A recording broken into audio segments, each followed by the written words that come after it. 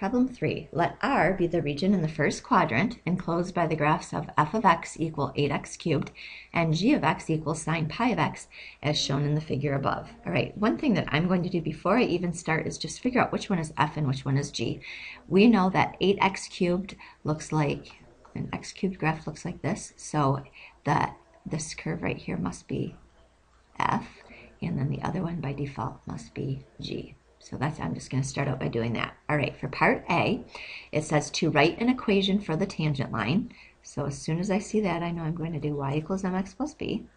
And it says to the graph of f. So we are specifically just targeting that equation at x equals 1/2. All right, so we've got y equals mx plus b. To get the slope, we know that the slope is the derivative. So to get this, we are going to do f prime. F prime will equal 24x squared.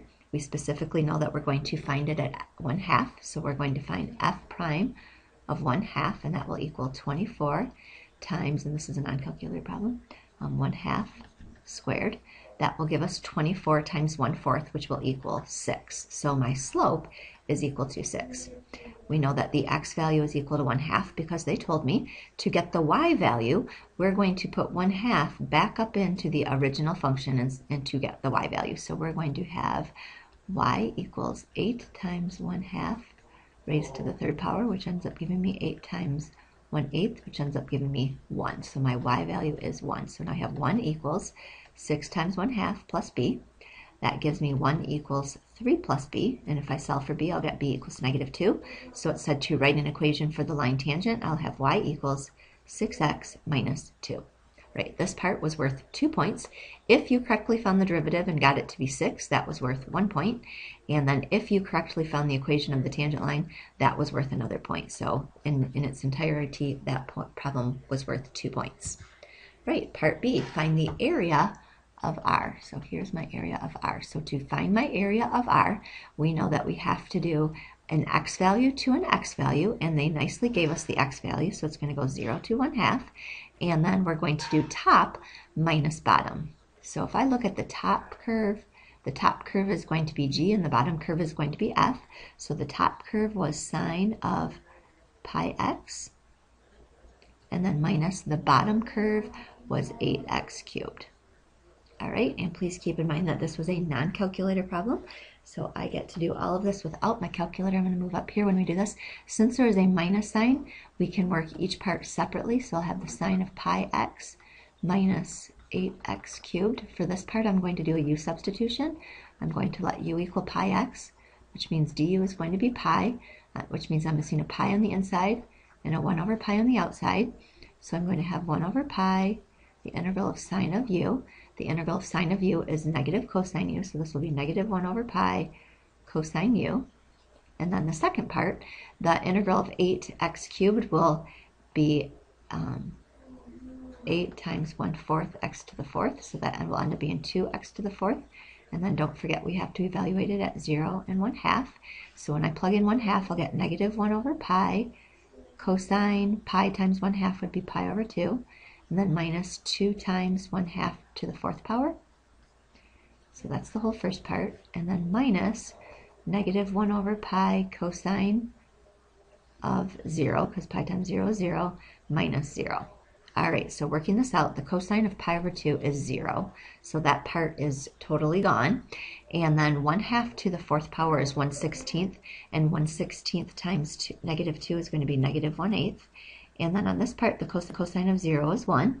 So this will be negative 1 over pi, but it's minus that, so it will be plus 1 over pi. So that is my answer for the area. Right? If you wanted to get a common denominator, it would be negative 8 plus 1 over 8 pi. Not necessary, though. Okay, this part was worth 4 whopping points. Okay, we are going to get 1 point for having just this part right here. So give yourself a point if you did that. We're going to get 1 point for finding that the antiderivative or integral of the first part was this. That would be worth a point. This part here would be worth a point. And then 1 point if you were able to get the final answer correctly. So this part was worth 4 points.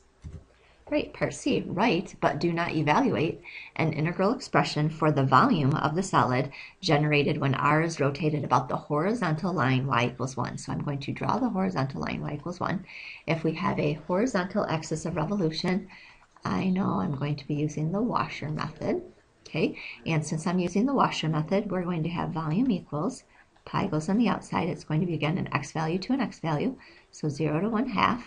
And then the outer radius squared, if I look at this and I draw myself some lines here, which one of these figures is furthest away from the axis of revolution? It's actually going to be f this time. So I'm going to have 8x cubed. And then the other thing, since we're revolving it about the line y equals 1, I need to move that down 1. So it's going to be the outer radius squared minus the inner radius. Well, my other radius will just be the sine of pi x. And once again, I have to subtract 1 squared. And then there we go. It said to write it but do not evaluate. So that's what I have.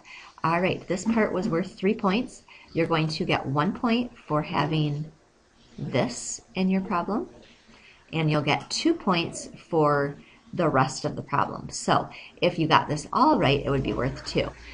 If you forgot your -1s on both of them but had everything else correctly, that would probably be worth 1 out of the 2 points. If you had these backwards, it would probably be worth plus 1 out of the 2 points. So just kind of keep that in mind as you're doing it. So that part was worth 3 points. So once again, please make sure on your paper you put a score out of 9 up at the top and circle it.